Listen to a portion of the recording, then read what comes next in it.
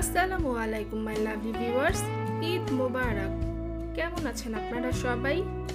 Cooking house ফ্যামিলিতে আপনাদের সবাইকে জানাই আরও একবার ওয়েলকাম। দীর্ঘ এক মাস সিয়াম সাধনার পর আমাদের জন্য চলে এসেছে পরম আনন্দের একটি দিন, ঈদের দিন। রমজানের রোজা পালনের পর মুসলিম উম্মাহের ঘরে ঘরে এলো খুশির ঈদ। রোজা যেমন আল্লাহর বিধান, রোজাদারদের জন্য ঈদের বিধানও আল্লাহর পক্ষ থেকে নির্ধারিত। ঈদের আগের দিন গতকাল রাতেই ঈদের জন্য অনেক কিছু রান্না করে রেখেছি। আর এই রান্না করতে যেয়ে আমি ঘর গোছাতে মোটেও পারিনি, আর আপনাদের জন্য কোনো ব্লগও রেডি করতে পারিনি। চাঁদ রাতের দিন আবার একটু শপিংও বেরিয়েছিলাম, আর মার্কেট থেকে ফিরতে ফিরতে অনেক রাতও হয়ে গিয়েছিল, যার কারণে আর কোনো কিছু গোছগাছও করতে পারিনি। দুটো বেডরুম আগে থেকেই গুছিয়ে নিয়েছি, আর এখন লিভিং রুমটা গুছিয়ে নিচ্ছি। তালহা আর তালহার বাবা ঈদের নামাজ পড়ে অনেক আগেই বাসায় চলে এসেছে। এখানে ঈদের জামাত শুরু হয়েছে সকাল 8টায়। তো ওরা নামাজ পড়ে চলে আসার পর নাস্তাও করে নিয়েছে। আর রোজার এই এক মাসের মধ্যে সকালে যেহেতু নাস্তার কোনো পর্ব ছিল না, তো অনেক আগেই আমি নাস্তা বানিয়ে নিয়েছি, আর ওরা নামাজ পড়ে আসার সাথে সাথে টেবিলে নাস্তাও দিয়ে দিয়েছি।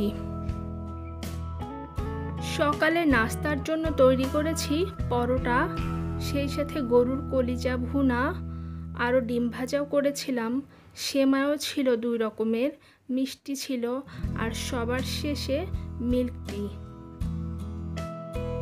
এই তো আমাদের সকালের নাস্তা আমরা করে নিয়েছি। আর এখন দুপুরের জন্য যা যা রান্না করেছি সেগুলো হচ্ছে চিকেন রোস্ট করেছি, খাসির মাংস ভুনা, পোলাও, আরও কাবাবও করেছি। আর তালহা তানিশার জন্য পুডিং বানিয়েছিলাম। অবশ্য তালহা তানিশার থেকে আমার তোহা মামুনির পুডিংটা বেশি পছন্দ।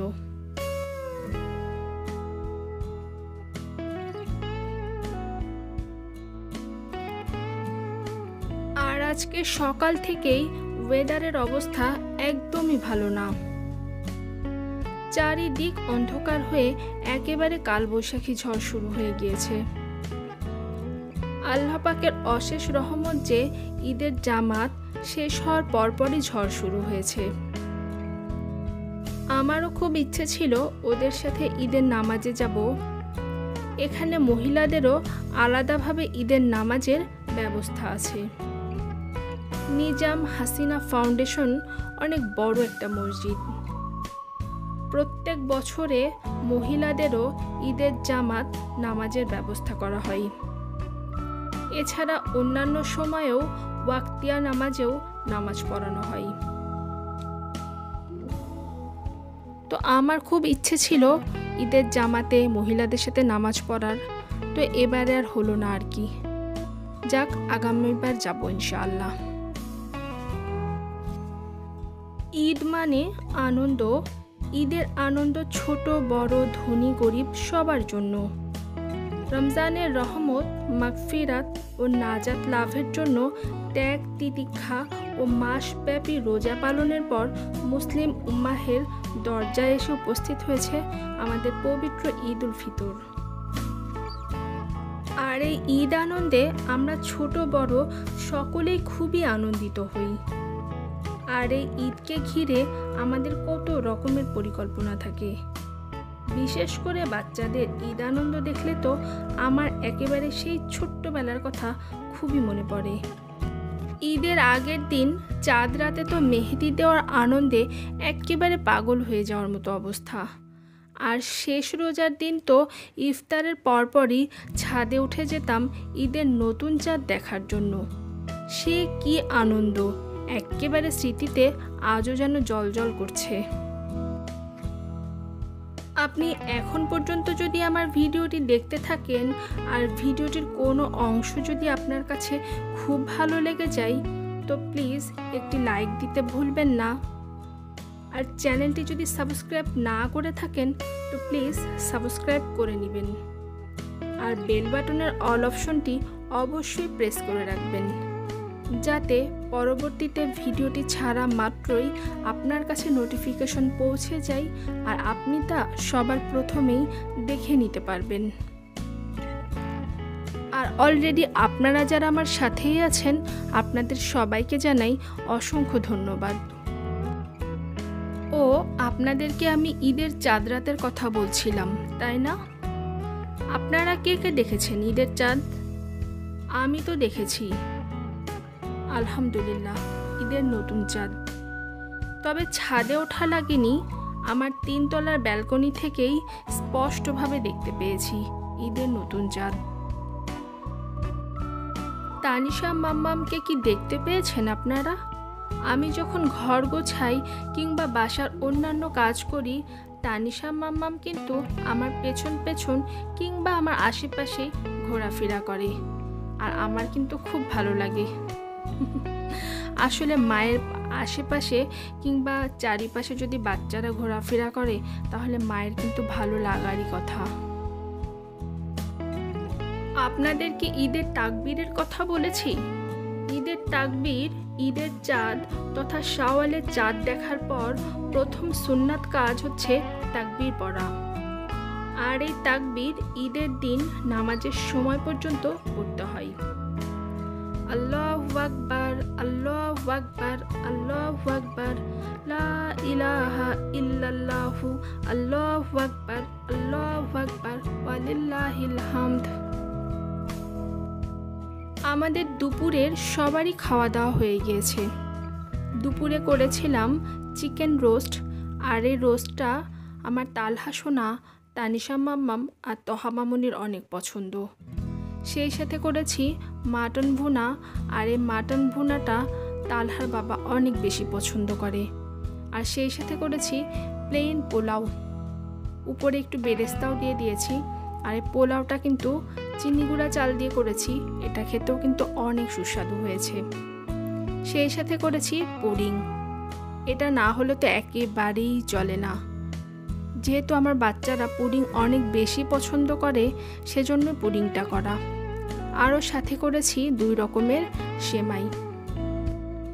ঈদের নামাজে যাওয়ার আগে খাবার বা মিষ্টান্ন খাবার খাওয়া কিন্তু সুন্নাত। রাসূল সাল্লাল্লাহু আলাইহি ওয়াসাল্লাম ঈদ উল ফিতরের দিন কিছু খেজুর না খেয়ে বেরই হতেন না। কোনো কোনো বর্ণনায় এসেছে তিনি বিজোড় সংখ্যার খেজুর খেতেন। সুতরাং ঈদ উল ফিতরের দিনে নামাজ আদায় করার আগেই সকলেরই মিষ্টিমুখ করা উচিত। ঈদের প্রকৃত তাৎপর্য মূলত মহান আল্লাহ পাকের কৃতজ্ঞতা আদায় করা, আল্লাহ তাআলার সন্তুষ্টি হাসিল করে তার ইবাদতের মাধ্যমে শুকরিয়া আদায় করতে এটাকে বাস্তবে প্রকাশ করা। তাই এই আনন্দ শুধু খুশি বা মজার জন্য নয়, বরং আপন প্রভুর বান্দা হিসাবে স্থায়ীভাবে ইবাদত প্রতিষ্ঠায় রত থাকা। আমরা যেন ঈদের আনন্দে আল্লাহর পাকের সন্তুষ্টিতে সর্বদা জীবনের জন্য স্থায়ী ইবাদত হিসেবে প্রতিষ্ঠা করে নিই। আল্লাহ তাআলা আমাদেরকে সদা সর্বদা তার শুকরিয়া আদায় করার তৌফিক দান করুন, আমিন। এখন পুডিং কেটে বাচ্চাদের দিব। আর আমার জানা মতে কিংবা আমার পরিচিতজন যারাই আছেন, তাদের সবারই পুডিং কম বেশি পছন্দ। আর আমার হাতেও মাশাআল্লাহ খুব সুন্দর হয়। আর আপনাদেরকেও যদি খাওয়াতে পারতাম তাহলে আরও অনেক খুশি হতাম।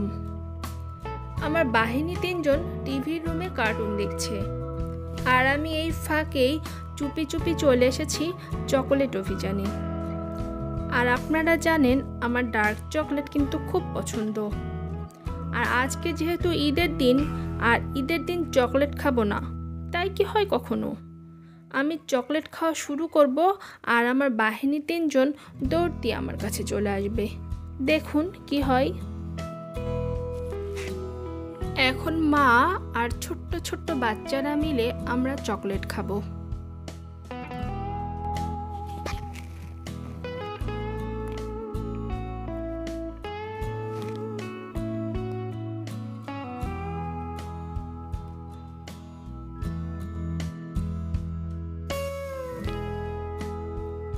এখন রাত বাজে 8টা আর চকলেট খাবার পর আমরা যাব ছাদে, কারণ আকাশে মস্ত বড় একটা চাঁদ উঠেছে। সকালে অত বৃষ্টির পর মেঘমুক্ত আকাশে এখন মস্ত বড় চাঁদ। সবই ওপরওয়ালার রহস্য। চারিদিকে মায়া ভরা জ্যোৎস্নার আলোতে ঈদ আনন্দে সবাই আত্মহারা। সেই খুশিতে আমরাও আজকে অনেক আনন্দিত।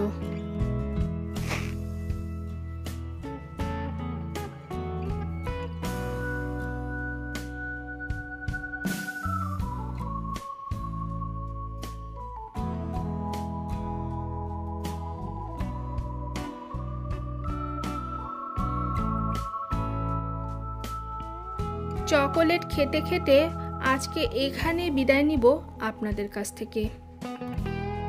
সবার ঈদ আনন্দ অনেক ভালো কাটুক। দেখা হবে আপনাদের সঙ্গে আবারও নতুন কোনো ব্লগে। সেই পর্যন্ত সবাই ভালো থাকবেন। আল্লাহ হাফেজ।